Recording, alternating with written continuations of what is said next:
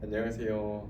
자, 오늘 보게 될 이 지문 21학년도 3월에 출제됐던 인문 분야 지문인데 제가 일단 제목을 달거나 하진 않았어요. 우리가 실제로 실전에서 지문을 보고 문제 풀 때는 지문에 제목이 나와 있진 않잖아요. 그래서 여러분들이 만약에 제목을 단다면 어떤 거를 제목으로 달아야 될지, 그러니까 가장 핵심적인 제재가 뭘지 같은 것도 좀 고민하면서 읽으면 좋겠다는 마음에서 제가 시작점에서 먼저 같이 제목을 제시하진 않았습니다. 자, 그러면 본문으로 바로 들어가기 전에 우리가 어떤 마음가짐으로 지문에 접근해야 될지를 먼저 항상 좀 리마인드 해야겠죠. 자, 어떻게 하면 좋을까? 우리는 항상 뭘 목표로 하냐면은 최소한의 판단을 목표로 합니다. 내가 지문 안에 있는 정보를 최대한 요약적으로 추려서, 즉 초독에서 그래서 말하고자 하는 바, 다르게 얘기하면 뭡니까? 목적이죠. 전달하고자 하는 어떤 핵심 같은 것들을 파악하겠다라고 이제 생각을 하시고 이 정보를 분명한 형태로 내 머릿속에 넣어 놓으면 선택지에 있는 모든 문장이 이 제시하고 있는 정보를 하나하나 지문이랑 대조하지 않고도 어느 정도 파악하는 그런 어떤 능력이 충분히 이제 생길 수 있다. 저는 이런 말을 드리고 싶어요. 그래서 내가 지문으로 가서 대조해야 되는 선택지와 일단은 넘어가도 좋을 선택지 같은 것들을 좀 구분하면 좋겠다는 거죠. 일단 첫 번째 문단의 내용 딱 보면 가지문은 뭐에 대해서 이야기를 하고 있냐? 서구 철학의 전통에서는 즉 지식을 정당화된 참인 믿음이라고 파악한다.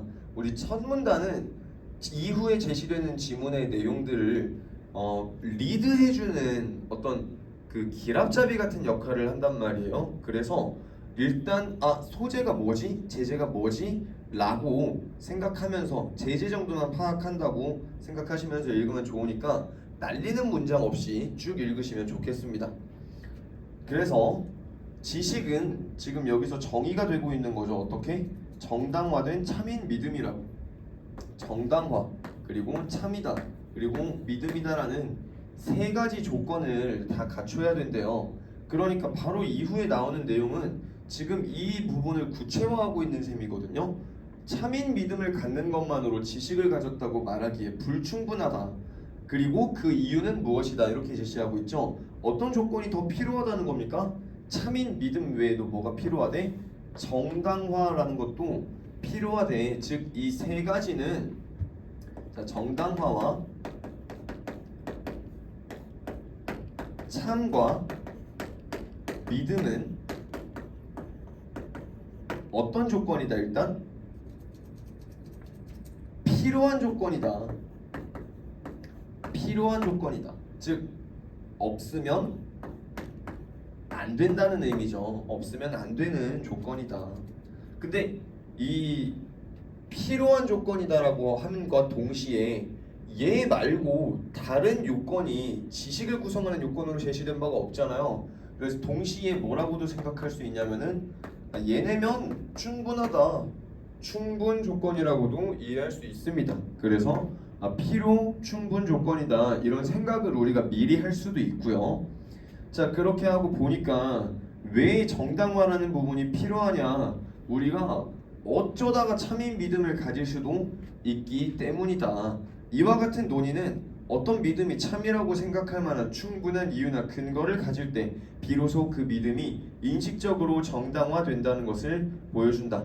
즉 정당화라는 말이 우리한테 직관적으로 무슨 의미인지 잘 와닿지 않으니까 지문에서 좀 더 구체적으로 설명해주고 있는 거죠. 믿음이나 참에 비해서 정당화는 잘 뭔 얘기인지 모를 수 있잖아요. 그래서 뭐래요? 정당화가 뭐래요? 생각할 만한, 참이라고 생각할 만한 충분한 이유나 근거를 가진다가 정당화된다는 것이다, 이거네요. 그래서 첫 번째 문단에서는 정당화의 구체적인 조건에 대해서 이야기를 해주고 있습니다. 그래서 이 부분은 이제 여기다가 조금만 쓰고 넘어가죠. 충분한 이유나 근거라는 의미로 쓰인대요. 자, 그 믿음이 인식적으로 정당화된다는 건 이런 의미래요. 전통적인 인식론에서는 명제 P가 실제로 참이며 인식 주체 S가 P를 믿고 있고 S는 P라는 그의 믿음에 대해 정당한 이유나 근거를 가지고 있을 때 결국 뭡니까? 정당화된 참인 믿음일 때죠. S는 P라는 것을 안다고 할 수 있다고 본다라고 하네요. 그래서 이러면 지식인데 지식이 정당화된 참인 믿음인데 지식은 어떻게도 표현할 수 있다? 안다라고도 표현할 수 있다. 지식을 갖는다는 건 안다라고도 표현할 수 있다네요. 즉 정당성, 참 믿음이라는 세 가지 요소가 충족된다면 우리는 지식을 갖는다고 할 수 있다. 그래서 얘네가 하나라도 없으면 안 되고 그리고 모두 갖춰져 있다면 되고 아까 얘기한 것처럼 필요 충분 조건으로서의 이 지식을 설명해주는 문단이 첫 번째 문단의 내용이었습니다. 자, 이러고 나서 문제를 보면 가에 대해서 얘기하고 있는 문제 보면요. 선택지 1번에서는 게티어의 이야기가 나오네. 게티어라는 사람이 뭘 했대? 반론을 했대. 이 반론의 내용은 뭐래? 이 세 가지 요소가 지식에 필요한지 그러니까 이 세 요소는 필요이자 우리 이거 and죠. 충분인데 이 사람은 게티어라는 사람은 이 필요로서의 이 요건들의 속성에 대해서 지적했다. 이거 꼭 필요하냐? 즉 뭡니까? 이거 아니어도 지식이 될 수 있는데 이런 형태로 이야기를 했다는 선택지의 얘기죠. 2번 게티어는 정당화된 참인 믿음이 우연적으로 참인 경우가 있다는 것을 제시했다. 그러네요. 그러면 이 사람은 사실 이거 1번이랑 2번이 그러면 좀 충돌하는 건데 이런 거는 파악하기 좀 어려울 수 있을 것 같아요. 제가 일단 왜 이게 충돌하는지를 먼저 설명을 한번 드리면 자, 분명히 여기 정당화됐다 그랬죠. 그쵸? 그러면 정당화됐다는 건 우리가 충분한 이유나 근거가 있다는 거고 이유나 근거가 있다라는 거는 우연이 아니라는 얘기였잖아요. 그쵸? 근데 이번 선택지에서는 정당화됐는데도 이 충분한 이유나 근거가 있다라고 판단했는데도 사실은 우연인 경우가 있다니까. 즉 정당화된 참인 믿음인 경우에도 지식이 아닌 경우가 있다 이런 얘기를 하고 있는 거죠. 근데 이게 왜 1번이랑 2번이 지금 충돌한다라고 이야기를 하나요? 하면 우리가 지금 게티어가 제기하고 있는 어떤 이 반론이나 의문이 만약에 필요 조건으로서의 지식의 속성이나 충분 조건으로서의 지식의 속성 이 모두를 비판하고 있는 거다, 반론하고 있는 거다라고 하면 문제가 되지 않을 겁니다만 사실 그런 형태의 비판은 있기가 매우 어렵습니다. 그러니까 아예 이 요소들이 지식을 구성하는 요건이 아예 아무것도 아니다 이런 주장이 돼야 되는데 굉장히 급진적인 형태의 주장이죠. 그러면 이 둘 중에 하나에 대해서만 비판하고 있다라고 얘기를 했을 때 지금 1번 선택지에서는 필요 조건으로서의 이 요소들에 대해서 비판하고 있는 거고 2번 선택지에서는 충분 조건으로서의 즉 얘네가 다 갖춰져 있는데도 지식이 아닌 경우를 제시하고 있으니까 충분 조건으로서의 이 정당화된 참인 믿음을 비판하고 있다 이거죠. 그래서 둘 중에 하나가 아닐 가능성이 적절하지 않을 가능성이 좀 높겠다는 생각도 가능하겠습니다. 일단 마저 뭐에 대해서 이야기를 하고 있는지 보면 이 내재주의의 입장을 이야기를 하고 있고 게티어 이후의 인식론자들의 문제 해결 시도에 대해서 이야기를 하고 있고 5번 선택지에서는 전통적 인식론에 대해서 이야기를 하고 있는데 이거는 우리가 이미 본 내용이죠. 인식적 정당화는 우리가 믿는 믿음들이 참이라고 할 만한 이유를 가져야 한다는 것을 의미한다 그러네요. 그러면 5번의 내용은 우리가 이미 살펴본 1문단의 내용을 통해서도 충분히 참이 된다 이렇게 제낄 수 있겠습니다. 그래서 5번은 적절하겠죠. 그래서 1, 2번 중에 정답이 있을 가능성이 높고 그리고 3, 4번의 내용은 구체적으로 확인을 해보시면 될 내용이 되겠습니다.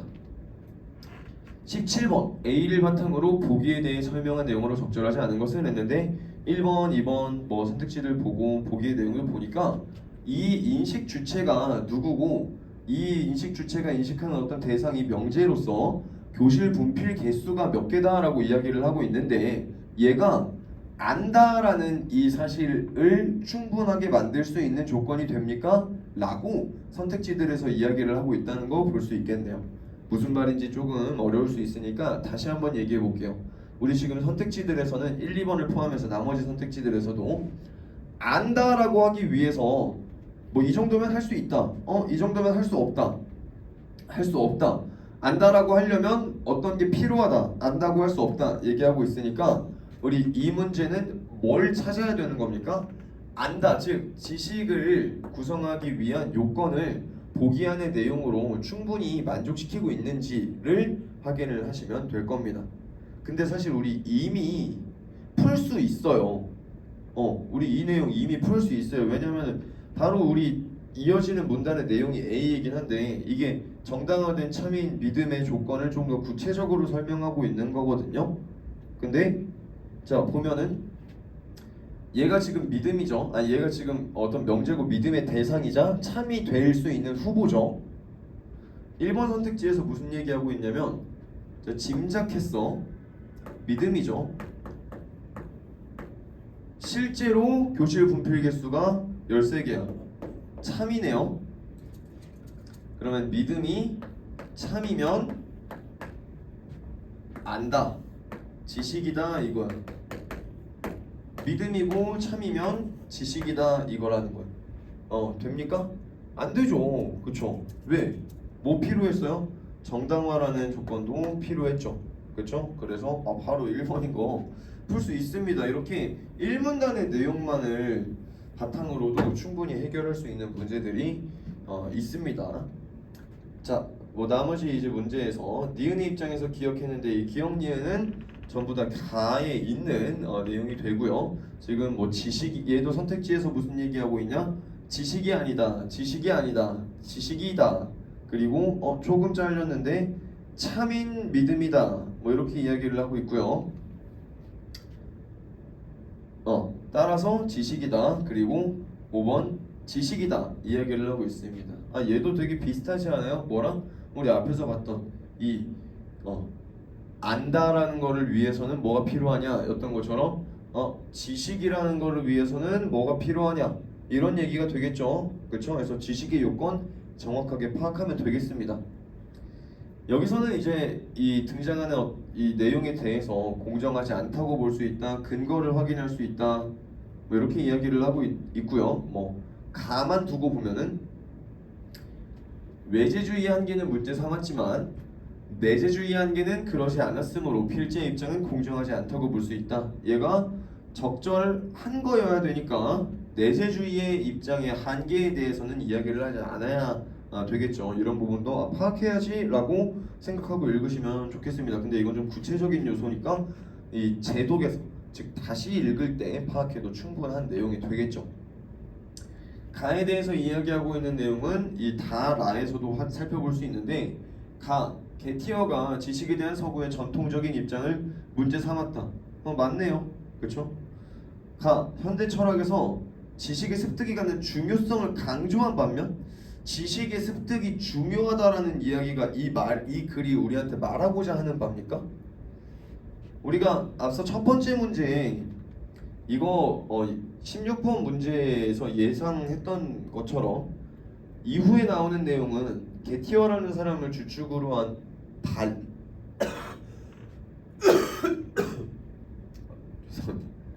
반론이거든요. 그렇죠? 지식이라는 것이 전통적으로 뭘 갖춰야 된다라고 이야기하는 인식에 대한 반박이에요. 그러면 지식이라는 것 자체가 중요합니다 라는 얘기랑은 사실 좀 떨어져 있는 이야기죠. 지식이라는 게 니네가 이야기하는 게 아닌데? 라는 반박과 뭐 이에 대한 재반박이 등장할 수도 있을 거지만 그게 지식이 중요합니다라는 메시지랑은 사실 연관성이 별로 없잖아요. 그렇죠? 그래서 가만 놓고도 일단은 저 20번 문제에서 라를 구성하는 이 두 요소가 전부 다 참여해야 되니까 얘는 참일 가능성이 없다. 일단 이렇게 볼 수 있겠네. 그쵸? 자, 이제 이어지는 이 문단의 내용 한번 보도록 할게요. 우리 일단 초독이니까 무슨 얘기하고자 하는지만 파악하자 그랬어. 이 지식의 세 가지 요소가 필요 충분 조건이 되게 어렵다는 거를 제기한 사람이 이 게티어래. 게티어가 반론하는 거 우리 뭐 찾아야 됐었죠? 게티어의 반론이 필요에 대한 반론인지 충분에 대한 반론인지 이걸 찾아야 됩니다. 다음에 얘를 통해 그가 제기한 반론을 이해해보자. 근데 얘를 통해서 반론을 이해해보자 그랬잖아. 그러면 얘는 이 사람이 들 수 있는 여러 예 중에 하나, 즉 굉장히 구체적이고 특수한 경우죠. 그러면 일반적인 결론으로 도달하기 위한 과정이란 말이야. 얘가 이 예를 통해서 말하고자 하는 결론이 혹시 나와 있진 않은지 한번 일단 봅시다. 이 기억이 문제화가 되었는지 아닌지는 일단 차치하고요. 결과적으로 얘를 통해서 말하고자 하는 바가 뭔지 하고 보니까 결국 게티어가 제기한 반론은 지식이 아닌 정당화된 참인 믿음이 있다는 것이다. 그러네요. 그러니까 정당화된 참인 믿음이라는 조건을 다 갖추고도 지식이 아닌 게 있다. 즉 뭐다? 이 충분 조건으로서의 지식에 대해서 반론하고 있다. 이거야. 그러면 필요 조건으로서의 지식, 즉 얘네 중에 필요하지 않은 게 있다라는 이 얘기는 없나요? 없죠. 왜? 바로 이어지는 내용이 게티어 이후의 인식론자들이 이를 해결하기 위한 정당한 기준을 만들고자 했다니까. 게티어가 제시한 반론은 이 지점에서 끝난 거죠. 그쵸? 자, 그래서 19번의 정답이 뭐였다? 16번이죠. 16번의 정답이 뭐였다? 1번이었다. 이렇게 볼 수 있겠네요. 필요한지에 대한 이 세 가지 요소가 필요한지에 대한 반론이 아니라 얘네를 다 갖추고도 충분하지 않다라는 형태의 반론을 제기했다. 그래서 지식은 정당화된 참인 믿음이란 이 세 가지 조건으로 인해서 이루어지는 이 개념이고, 다시 말하면 이 셋은 지식의 필요 조건이자 충분 조건인데, 게티어가 제기한 반론은 필요 조건으로서의 이 요소들의 조건, 즉 조금 다르게 얘기하면 정당화, 참, 믿음 이 세 요소가 필요하지 않다가 아니라 충분하지 않다라는 그런 반론을 제기를 하고 있었네요. 자, 그러고 나서 우리 지금 이 19번 문제에 대한 준거 찾아야 되고 20번 문제에 대한 준거 찾아야 되는데, 일단 말하고자 하는 바가 뭔지 좀 마저 보면요. 내재주의의 입장으로 이제 이어지게 됩니다. 게티어 이후의 인식론자들이 이를 해결하기 위한 기준을 만들고자 했는데, 첫 번째로 나오는 게 이 내재와 외재 중에 이 내재주의죠. 내재가 뭐고 외재가 뭡니까? 내재 안에 있다, 외재 밖에 있다. 뭐가 정당화 기준을 결정짓는 요인이, 즉 기준이 뭐냐가 안에 있다랑 밖에 있다, 이렇게 이제 나뉘고 내재 안에 있다는 입장이 첫 번째로 나옵니다. 기본 입장은 믿음의 정당화가 믿음들 간의 관계에 있다는 것이다. 그러네요. 이 내재 안에 있다라는 거는 그래서 이에 대해서 이를 여전히 정당화하기 위한 노력을 하고 있습니다. 네, 정당화하기 위한 집단 중에 첫 번째가 내재주의고요. 이 내재한다라는 말은 무슨 뜻으로 쓰였다? 관계가 이 정당화를 만드는 요소다. 즉 여기서 아까 정당화라는 개념 우리가 전통적으로는 뭘로 봤어요? 이유나 근거로 봤는데, 이 이유나 근거가 관계라는 표현으로 대체되고 있다, 이렇게 볼 수 있습니다. 가령 내가 지구는 둥글다라고 믿을 때 이 믿음이 정당화되기 위해서는 과학적 사실들에 대한 내 믿음과 우주에서 찍은 지구 사진에 관한 내 믿음이 바로 지구는 둥글다는 내 믿음의 이유가 되는 것이다. 그래서 내 믿음과 내 믿음에 대한 이유가 되는 것이다. 뭔 얘긴지 우리가 지금 포괄적인 정보 파악하자라는 이 목적에 따라서는 바로 와닿을 수가 없는 정보에 가까운 것 같죠. 바로 이해가 되시면 사실 여러분 만약에 그 정도 수준이다. 제독이 거의 필요가 없을 거예요. 근데 대부분의 학생들은 아마 그러지 않을 거고 일단 넘어가자. 그래서 얘도 왜냐면은 예시잖아, 그렇지? 그래서 예시는 이해하기 어려울 수 있으니까 결국 말하고자 하는 바가 뭐지 정도만 파악하자면 일단 관계라는 거고, 관계라는 거고. 내재주의는 믿음의 정당화를 결정하는 요인이 인식 주체의 다른 믿음들이라고 본다. 그러니까 무엇 간의 관계다? 이 믿음 간의 관계다. 믿음 간의 관계가 내재주의에서 사용하는 이 관계에 대한 구체적인 의미구나 이렇게 보고요. 자, 이때 인식 주체의 믿음이 정당화되기 위해서는 그 정당화 요인에 대해 그가 사고할 수 있어야 한다고 본다. 그래서 생각이라는 것을 할 수 있어야, 즉 이유에 대해서 생각이라는 걸 할 수 있어야, 이 관계에 대해서 내가 생각을 할 수 있어야 우리가 정당화라고 할 수 있다 이거네요. 당연한 얘기죠. 그래서 반면 외재주의의 기본 입장은 믿음의 정당화는 객관적 근거, 즉 그 믿음들이 신빙성 있는 인지 과정을 거친 객관적 근거에 있다는 것이다 그러네요.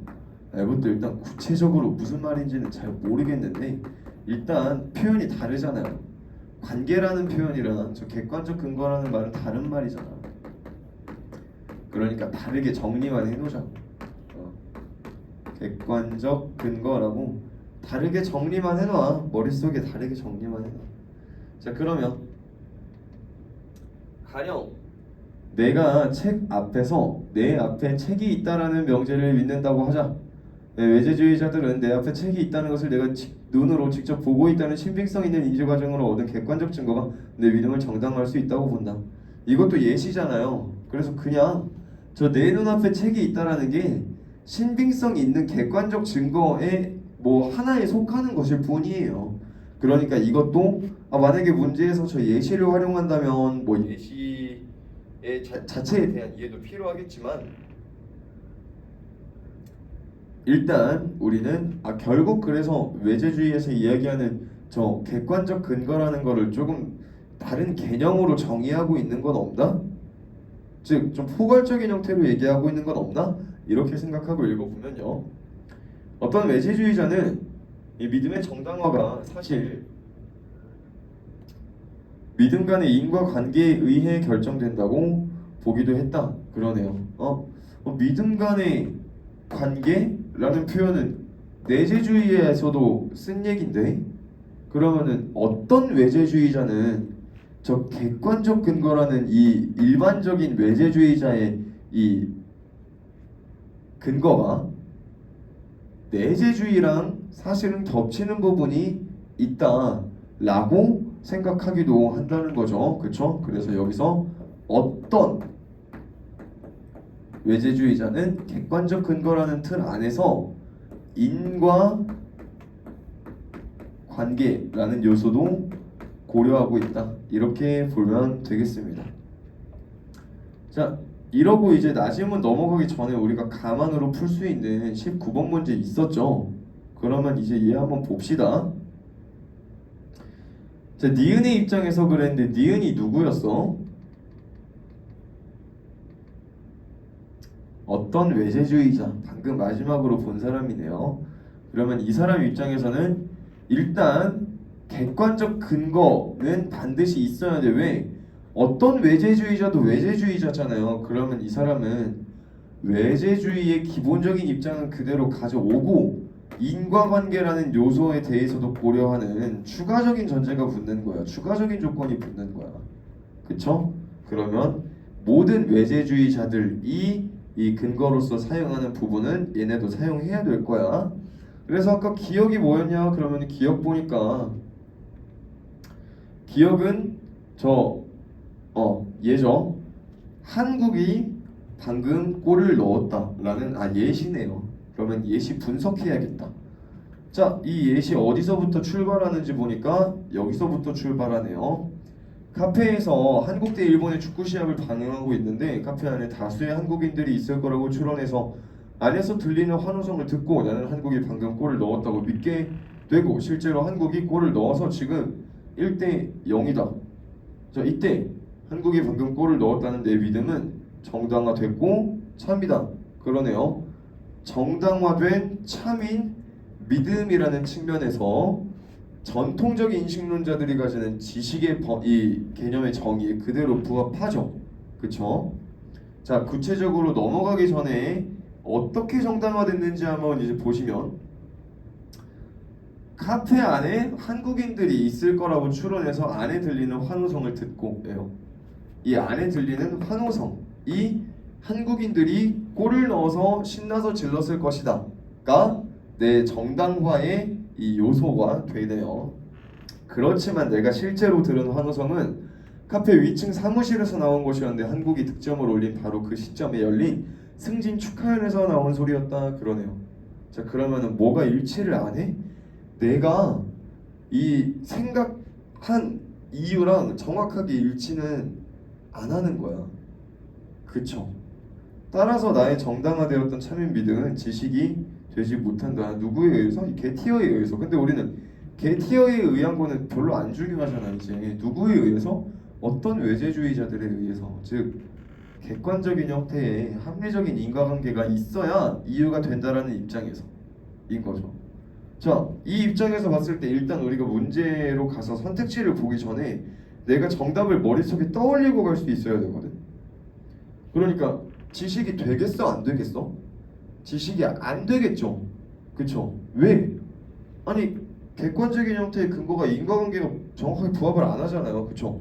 인과관계가 부합 안 해서 지식이 안 된다라는 이야기를 찾아야겠다. 그치? 자, 봅시다. 정당화돼서 지식이 아니다. 적절해? 말이 안 되죠. 그쵸? 야, 우리 지금 뭐 찾아야 된다고? 인과관계가 적절하지 않아서 정당화가 안 되고 그래서 지식이 아니어야 돼. 자, 축하연 승진 축하연에 의한 것이 축구 시합에 의한 게 아니었어. 그치? 그러면 내가 이 믿음을 가졌던 이유랑 그리고 그것이 실제로 바랬던 객관적 사실, 객관적 근거랑 일치하지 않죠. 이거는 어떤 인과주의 아니 어떤 외제주의를 이 입장으로 취하는 사람의 시선에서 잘못된 지점이 맞을 거잖아. 그치? 그러면 정당화 돼? 안 돼. 이거 믿으면 정당화 될 수 없어. 그러면 지식이야? 아니야. 지식이 아니야. 정답 2번 되겠네요. 그럼 나머지 선택지도 한번 볼까요? 객관적 사실이라는 얘기가 나오네. 자, 지금 우리가 아까 내가 이 문제를 오기 전에 방금 바로 직전에 뭐 하자 그랬지? 정답이 돼야 되는 요소를 머릿속에 떠올리고 선택지로 가서 찾자 그랬죠. 이 작업이 왜 중요하냐면 여기 객관적 사실 막 이런 말 써 있잖아. 선택지만 보고 각각 개별적으로 판단하려고 그러면 오히려 헷갈릴 수 있어. 이 개념 설명하는 데에 사용되었던 단어가 직접적으로 써 있으면 이거 저기 써 있는데 이렇게 진짜 어떻게 보면 약간 무지성 일치시키는 거죠. 무지성 일치는 위험합니다. 내가 이 내용에서 먼저 정보를 추출해내고 그 추출해낸 정보랑 표현은 완전히 동일하지 않더라도 의미가 동일한 거를 찾아낼 수 있어야 돼. 그렇죠? 그래서 이런 표현 나와 있어도 지금 내용 보니까 인과관계가 성립함으로 그랬어. 아니 인과관계가 성립해? 안 하잖아. 그렇죠? 그래서 지식이라고 얘기를 할 수가 없어. 4번 선택지 보면 오해에 의한 것이긴 하지만 그랬어. 그럼 끝났지 뭘 하지만이야. 오해면 안 됩니다. 그렇죠? 자, 한국이 골을 넣었다고 믿었기 때문에 믿음이 형성되었고 실제로 넣었으므로 정당화된. 이게 정당화에 충분한 요건을 다 갖춘 거야? 안 되겠죠. 그렇죠? 왜? 이거는 지금 뭐만 갖춘 거야? 믿었고 참이기만 해서 정당화되었다 이거잖아. 뭐가 안 나와 있어? 충분한 이유나 근거가 안 나와 있죠. 그렇죠? 자, 5번 넘어가도록 하겠습니다. 자, 그러면은 이제 가로만 푸는 문제는 다 풀었고 나지문 보면 되는데 나지문에서는 일단 1문단 보니까 동양에서는 인식론을 거론할 때 그랬어. 우리 방금까지는 서양의 인식론이었잖아. 그러면 이제 동양으로 넘어갔네요. 인식론을 거론할 때 흔히 주자의 경물과 치지를 거론한다. 우리 이제 뭐 윤사 배우고 하신 친구들은 경물 치지라는 표현 한 번쯤 들어봤을 테지만 아닌 사람이 이제 뭐 대부분이니까 한 5만 명 빼면 이제 거의 없는 거죠. 그래서 여기 나와 있는 내용 바탕으로만 이제 한번 정보를 정리를 해봅시다. 경물의 기본 의미는 구체적 사물에 나아가 그 극한에까지 사물의 이치인 리를 탐구해야 한다는 것이다. 그래서 어지럽죠. 뭔 소리냐 이게. 경물의 기본 의미는 구체적 사물에 나아가 그 극한에까지 사물의 이치인 리를 탐구해야 한다는 것이다. 말이 말 같지가 않죠. 사실 어쩔 수가 없어요. 왜냐면 이 모든 개념들이 다 추상적인 개념이기 때문에 우리가 추상적 개념을 추상적 개념으로 정의하는 게 직관적으로 이해가 되기가 매우 어렵습니다. 그래서 일단 만약에 우리가 개념을 지식을 그냥 좀 여기서 제시하고 있는 거를 정리한다는 수준으로만 보면은 리는 이치고 뭐 다른 정보는 없죠. 그렇죠? 경물이라는 거는 저 리를 탐구해야 한다는 뜻이다. 이거는 그냥 써 있는 그대로. 경물은 탐구고 탐구의 대상을 리고 리는 이치다. 즉 경물은 이치를 탐구하는 거다. 이 정도 의미로 이제 볼 수 있겠습니다. 근데 그 이치는 어디 있냐면 사물에 있네요. 그래서 사물의 이치를 탐구하는 거다. 경물의 정의. 경물은 사물에 있는 이치를 탐구하는 거다. 이렇게 일단 보고, 치지는 뭐야? 나의 지식을 극한까지 연마하고 확장하여 알매 내용에 미진한 바가 없는 것을 의미한다. 그랬어요. 미진한 바? 이것도 무슨 말인지 잘 모를 수도 있는데, 이게 일단 경물 치지가 주자의 인식론의 핵심이고, 이거를 두 개로 쪼개서 경물이랑 치지로 나눴을 때 경물이라는 게 막 사물에 있는 이치를 탐구한다 이건데, 뭐 치지는 뭐 존나 멍청하게 있고 이런 거 아닐 거 아니에요. 치지도 어떤 뭐 진리나 이런 것들을 탐구하기 위한 과정이겠죠. 그렇죠? 그런 행동이겠죠. 그러면 알미라는 것에 대해서 뭐가 없는 거를 의미한다 그랬으니까 이거는 좋은 건 아닐 거야. 그렇지? 미진하다라는 게 별로 좋은 게 아닐 거야. 그러니까 알미, 미진한 바가 없는 것이라는 거는 대충 좋은 거다. 알미라는 측면에서 좋은 거다. 그럼 그냥 알미라고 하자. 알미라고 하자. 뭐는? 치지는 어떻게 얻는 거래? 지식을 연마하고 확장해서 아는 거. 이게 치지래요. 주자는 사람의 마음은 알미, 있지 않음이 없어서 그랬어. 이런 건 근데 이제 쉽잖아. 뭐냐면은 이중부정은 그냥 없는 거니까. 알미 있다. 그치?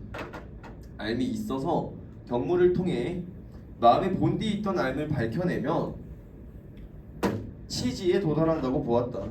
그러면은 우리 사실 경물이랑 치지의 어떤 차이점에 대해서 일문단에서부터 딱 그 틀이 좀 잡히지 않습니까? 여러분들도 충분히 할 수 있어. 그리고 할 수 있어야 돼요. 자, 뭐냐? 둘 다 뭔가 알고자 한다라는 건, 탐구한다는 건 알고자 하는 거잖아. 그치? 알고자 한다라는 건 같은데, 경물은 어디에 있는 이치를 탐구하는 거래? 사물에 있는 거라 그랬어. 근데 이 치지는 어디에 있는 지식을 연마하는 거야? 사람의 마음에 있는 거. 마음에 있는 거. 사물에 있는 이치를 탐구, 즉 경물을 통하면 마음의 본디 있던 이 알을 밝혀낼 수 있고, 이게 치지다 이런 얘기네. 그럼 뭐가 먼저? 경물이 먼저, 그 다음에 치지가 어떤 결과. 이렇게 이 경물과 치지의 관계, 그리고 뭐 경물과 치지의 어떤 공차, 이런 거 파악할 수 있겠죠. 이게 이제 유가철학의 전통적인 경물론이네. 그러면 또 어떤 얘기 나오겠어? 전통이 아닌 것도 나오겠죠. 문제로 이제 가서 보니까 지금 우리가 봤던 이 전통이 누구에 의한 전통이냐면 저 주자에 의한 전통이라고 일문단에서 봤죠. 그럼 이게 전통적인 얘기인데, 근데 문제에서 문제 발문에서는 퇴계가 쓴 글의 일부이다 그랬으니까 이 전통에 대해서 다른 이야기한 사람이 어떤 이야기했는지 이제 보면 되겠습니다. 그렇죠? 자 보니까 주자가 리는 만물에 있지만 그 작용은 실로 한 사람의 마음을 벗어나지 않는다라고 한 말을 보면 리는 스스로 작용하지 못하니 반드시 사람의 마음을 기다려야 하는 것이 아닌가 싶습니다. 와씨 뭐지? 우리 방금 본 내용에서는 경물이 먼저고 치지가 그 다음이라 그랬는데 경물은 사물에 있는 이치고 이치를 탐구하는 거고 치지는 이 마음에 있는 지식을 연마하는 거라며. 근데 마음을 기다려서 리의 작용으로 간다고 하면은 마음이 먼저라는 건가? 뭔 얘기지? 계속 보자. 그렇다면 리가 스스로 이룬다고 할 수 없을 듯합니다. 그러나 그치 그러나지 주자의 리에도 반드시 작용이 있는데 어찌 굳이 마음의 작용이라고만 하는가? 라는 말을 보면 리의 작용이 비록 사람의 마음에서 벗어나지 않지만 작용의 미묘함이라는 것은 실제로 이 리가 드러난 것이니 사람의 마음이 이르는 데를 따라 이르지 못하는 것이 없고 다하지 못하는 것이 없습니다. 그러네. 그러니까 여러분 이 뉘앙스가 좀 해석이 됩니까? 이거 해석돼야 되는데 이 말만 놓고 보면 이게 이런 것처럼 보이지만 근데 생각을 해보면 다른 말도 보니까 아마 이런 뜻은 아니었을 거다 이런 얘기죠. 그쵸?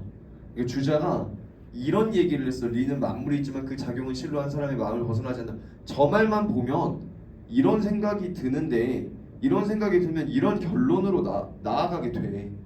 근데 주자가 한 다른 말을 보면 저 말을 이런 의미로 해석하면 안 되고 다른 의미로 해석을 해야 되나 봐 라는 의미로 우리가 이 글의 내용을 좀 요약을 해볼 수가 있겠습니다. 그래서 결론적으로 하고자 하는 얘기는 뭐야? 리가 이르지 못하는 것이 없고 다하지 못하는 것이 없다. 리도 움직인다 그런 얘기네요. 하고 선택지를 한번 쭉 보니까 주자는 사람에게 모든 알미 갖추어졌다 하고 했는데 그랬어. 주자가 그런 얘기를 했나 한번 볼까요? 한 사람의 마음을 벗어나지 않는다. 이게 그 얘기인가? 정확하게 무슨 저게 저 의미인지는 잘 모르겠다. 그쵸? 그래서 넘어가. 이것은 만년의 퇴계가 리가 마음에 다가오지 못한다. 이거는 절대 아니네. 퇴계가 리가 마음에 다가오지 못한다고 생각했어? 아니야. 어디로든 간다며. 도라에몽이잖아. 어디로든 할 뻔했는데 아무튼 다가오지 못한다고 생각 안 했죠. 자, 퇴계는 만년의 물격의 의미를 물이 격한 것으로 보았는데 이건 뭔 소리야? 이거 아예 보기가 없는 얘기잖아. 지문에 있는 얘기인가 봐요. 이것은 주자가 리에도 반드시 작용이 있다고 한 것에 대한 이해와 관련이 있겠군. 리에도 반드시 작용이 있다. 맞네? 그치? 그러면 이것만 맞으면 되네. 만년의 물격의 의미를 물이 격한 것으로 보았는데 라는 거랑 관련이 있게, 그러니까 저 내용이 써있기만 하면 되네. 만년의 물이 격한 것으로 보았다. 이게 지금 우리가 파악해야 되는 내용 중에 하나죠.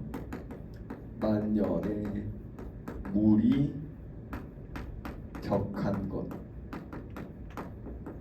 것으로 보았다. 뭐를? 물격의 의미를.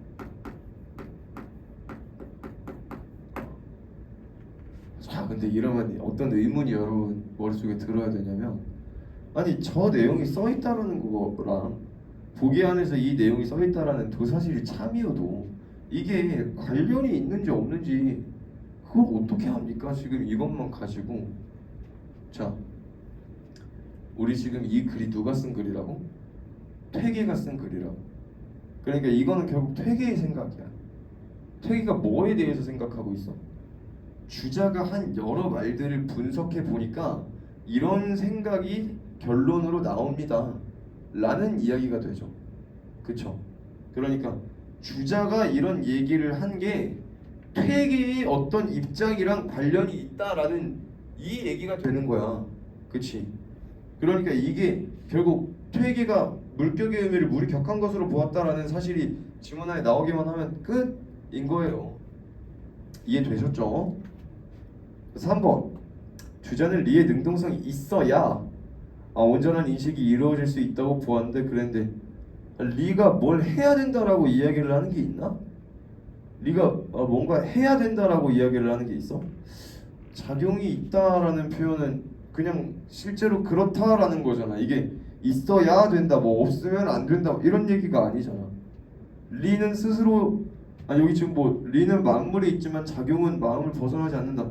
이게 뭐 해야 된다는 건가? 아니잖아. 당위에 대해서 이야기하고 있는 게 없네. 당위는 해야 한다라는 거. 당연히 해야 한다. 당연한 행위. 당위에 대해서 얘기하고 있는 게 없네요. 퇴계는 물격을 사람의 마음이 사물에 이른다고 보는 것이 주자의 생각에 부합한다고 했는데 일단 보기에 물격 얘기가 없었잖아. 그럼 저것도 지문에 있는 내용이겠네. 그러면 이 쉼표 뒤에 있는 부분만 보기랑 맞춰볼까요? 리의 작용이 미묘하면 리가 다하지 못하는 것이 없다는 것을 근거로 삼았겠군. 그러네. 리의 작용은 미묘한가? 작용의 미묘함이라는 거. 리가 드러난 거 오케이 맞고. 리가 다하지 못하는 것이 없다. 다하지 못하는 것이 없다. 오케이 맞네. 그럼 우리 뭐도 봐야 돼? 주자 퇴계의 생각에 퇴계 생각해 뭐라고?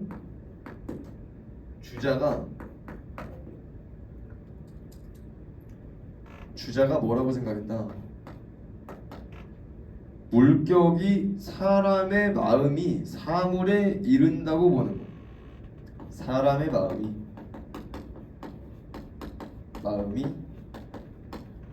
사물에 이르는 것이 물격이다.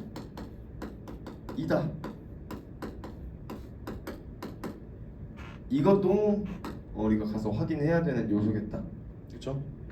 자, 5번 퇴계가 초기에는 리가 스스로 작용하지 못하였다가 작용하지 못한다고 여겼다가 만년은 리가 자발성만으로 마음에 작용한다고 보았는데 이것은 주자가 리의 능동성을 인정한 것과 관련되어 있군. 그랬어.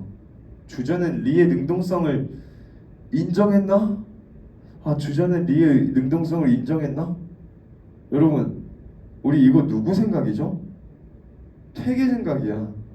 주자는 어떤 말을 했고 이 말을 한 거를 퇴계가 일단 생각을 하고 있는데 따옴표 안에 있는 게 그럼 주자의 말이 이거랑 완전히 일치해야 되거든. 리에도 반드시 작용이 있다라고 했어. 작용이 능동성인가? 이상하다.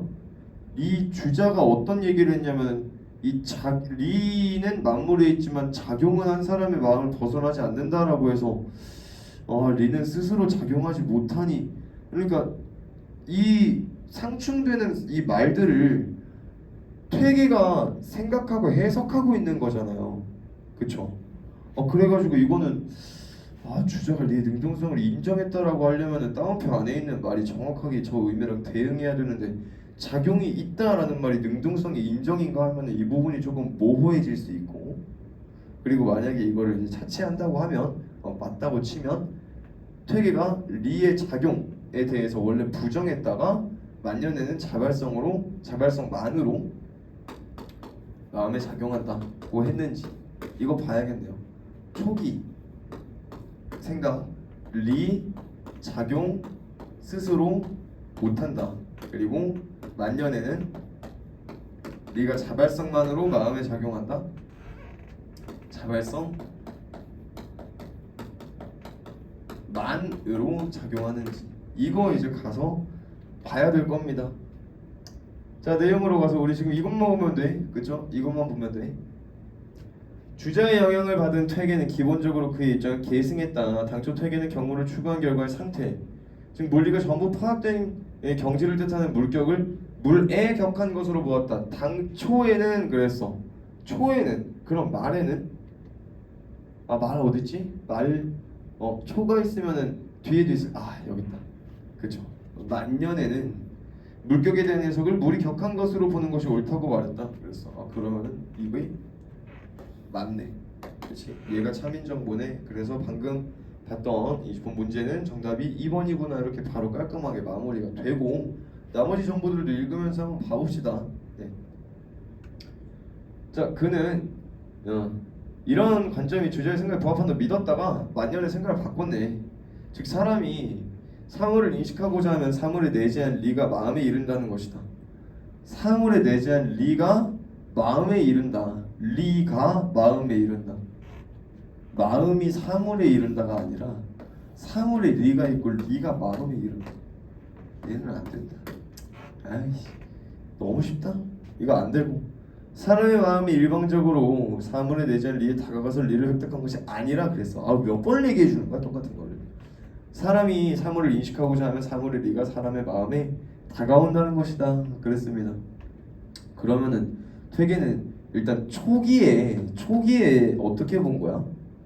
사람의 마음이 대상에 이른다 라는 의미로 원래 이제 봤었다는 거는 리는 그러면은 뭐 작용을 안 한다는 거까지는 일단 오케이. 만약에 저 작용이라고 하는 게 여기서 얘기하는 뭐 이른다 내지는 뭐 능동적으로 움직인다 뭐 이런 얘기라고 하면 오케이. 여기까지 오케이. 그럼 아직 판단 안 한 게 하나가 있죠. 자발성만으로 움직이는 것인가 하고 봤을 때 자, 퇴계는 리가 마음에 직접 이르는 것이 아니라 마음이 탐구하는 것에 따라 이른다고 해석했다. 이렇게 본 까닭은 만약 리가 리의 자발성만으로 마음이 이른다는 식으로 말한다면 사람들은 마치 리가 물리적인 운동을 할 수 있다는 식으로 잘못 이해할 수 있기 때문이다. 그래서 이거는 아니겠네. 자발성만으로 마음이 이른다는 식으로 말한다면 안 된다 이거니까. 또한 인식 과정에서 인식 대상의 리의 능동성이 지나치게 강조되면 인식 주체로서의 마음의 지위가 이건 뭐 하라겠냐? 그렇죠. 문제에서 물어보는 것도 아닌데 일단은 읽지 마. 왜? 문제에서 물어보는 거 다 파악했고 이 글에서 말하고자 하는 바도 얼추 파악했잖아. 뭐야? 병물이 뭐고 치즈가 뭐고 했는데 원래 주자의 말을 어떤 특정한 방식으로 해석했다가 만년에 즉 시간이 한참 지나고 나서 나이 좀 먹고 나니까 이제 다르게 보였다 이거야. 그래서 마지막 문단으로 넘어가서 보니까 리의 능동성을 무한히 허용한 것은 아니야. 무한정 허용한 것은 아니야. 부분적으로 허용하게 됐다 이거네. 원래 리라는 거는 안 움직이는 거라고 생각을 했었다가 어떤 특정한 요건을 갖추고 특정한 대상에 한해서만 움직이는 것이다. 뭐라고? 인식 과정에 참여하는 리만 능동적으로 움직인다, 작용한다 이런 말이 되겠네요. 그죠? 그래서 뭐 쭉 이제 훑어보세요. 나머지 내용은 일단 훑어보시고 문제에서 물어보면 다시 보는 거야. 뭔 얘기하고 있는지 보니까. 자, 다시 말해서 인식 주체가 대상을 향해 작용을 수행할 때 대상 역시 주체를 향해 적극적으로 드러낸다는 맥락에 한정된다. 이 대상이 뭐였어? 사물일 거 아니야. 그러니까 사물의 리도 내가 인식하려고 하면 감응해서 같이 온다 이런 얘기네. 따라서 퇴계는 인식 과정에서 주체와 대상 모두의 작용이라는 유사성을 인정해 줌으로써 그랬어. 그러니까 마음도 가고 리도 가고 이거네요. 쉬운 얘기다. 그래서 16, 17, 18 뭐 아까 문제 다 이제 봤던 거고 19번도 풀었고요. 20번도 이제 20번만 보면 되죠. 그렇죠? 자, 가의 필자는 외제주의의 한계는 문제 삼았지만 내재주의의 한계는 그렇지 않았으므로 그랬어.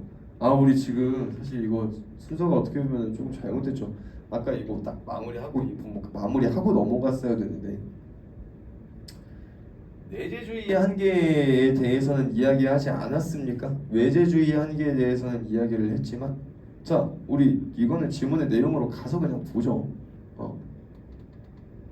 너무 멀리 가는데